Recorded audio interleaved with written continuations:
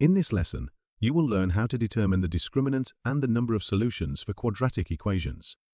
Towards the end, we will work on some challenging practice problems by applying these concepts. For a quadratic equation in standard form, the quadratic formula is given by x equals negative b plus or minus the square root of b squared minus 4ac all over 2a. The expression inside the square root, b squared minus 4ac, is called the discriminant.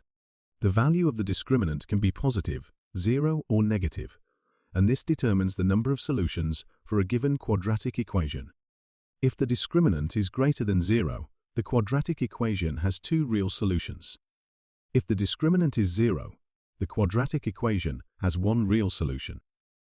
If the discriminant is less than 0, the quadratic equation has no real solutions. Instead, it has two complex solutions. Let's now apply these concepts to determine the discriminant and the number of solutions for our examples. If a quadratic equation is given in standard form, like this example, our first step is to identify the values of the coefficients. Here, the value of a is 1, b is negative 8, and c is 10. Next, we write down the discriminant formula, which is b squared minus 4ac. Then, we substitute the values of a, b, and c into the formula. Now, we simplify this. Negative 8 squared gives us 64, right? 4 times 1 is 4, and 4 times 10 is 40. Subtracting 40 from 64 gives us 24. Therefore, the discriminant of this quadratic equation is 24. When the discriminant is greater than 0, the quadratic equation has two real solutions. Since 24 is greater than 0, this quadratic equation has two real solutions. In our next example, we will consider a case where the discriminant equals 0. As this quadratic equation is also in standard form, our first step is to identify the values of the coefficients. A is negative 9, b is 6, and c is negative 1. Next, write down the discriminant formula, b squared minus 4ac. Then, substitute the values of the coefficients into the formula. Now simplify this. 6 squared is 36. 4 times negative 9 is negative 36, and negative 36 times negative 1 is 36, right? And this equals 0. Therefore, the discriminant of this quadratic equation is 0. When the discriminant is 0, the quadratic equation has one real solution. So, this quadratic equation has one real solution. By the way, this usually occurs when a quadratic equation is a perfect square trinomial. The discriminant of perfect square trinomials is always 0. When we factor this, we will get the negative of 3x minus 1 squared, which confirms that it is a perfect square trinomial. In our next example, we will consider a case where the discriminant is less than 0. In the previous two examples, the quadratic equations were given in standard form. However, in this example, it is not.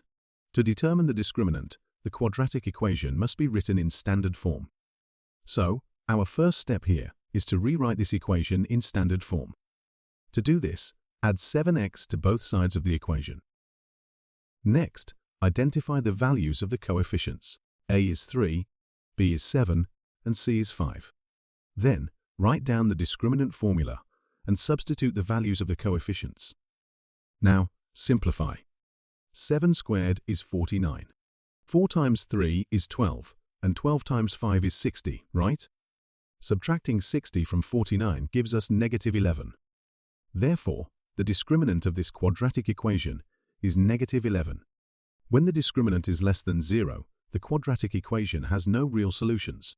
Since negative 11 is less than 0, this quadratic equation has no real solutions. Instead, it has two complex solutions. Let's work on a couple of challenging problems. For what values of k does the quadratic equation above have one real solution? Remember, a quadratic equation has one real solution when its discriminant is equal to 0. For the given quadratic equation, the values of the coefficients are a is 4, b is k, and c is 9. To have one real solution, its discriminant should be equal to 0, right? Now, let's solve for k. 4 times 4 equals 16, and 16 times 9 equals 144. If we add 144 to both sides of the equation, we get k squared equals 144, right? Now, by taking the square root of both sides, we get k equals plus or minus the square root of 144. The square root of 144 is 12. Therefore, the quadratic equation has one real solution when k is either 12 or negative 12. This one is for you. Please pause the video and give it a try. What number should be added to 9x squared minus 30x to make it a perfect square trinomial? Let's say the number we need to add be k. This forms a quadratic trinomial in standard form. Remember, a quadratic trinomial is a perfect square if its discriminant is equal to 0. For this trinomial, the values of the coefficients are a is 9, b is negative 30, and c is k. To be a perfect square, its discriminant should be equal to 0, right? Now, let's solve for k. Negative 30 squared is 900. 4 times 9 is 36. If we add 36k to both sides of the equation, we get 36k equals 900, right? Now, if we divide both sides of the equation by 36, we get k equals 25. Therefore, to make 9x squared minus 30x a perfect square, we need to add 25. When you factor this, you get 3x minus 5 squared, which confirms that it is a perfect square trinomial. Thanks for watching. If you found this video helpful, please give it a thumbs up and consider subscribing.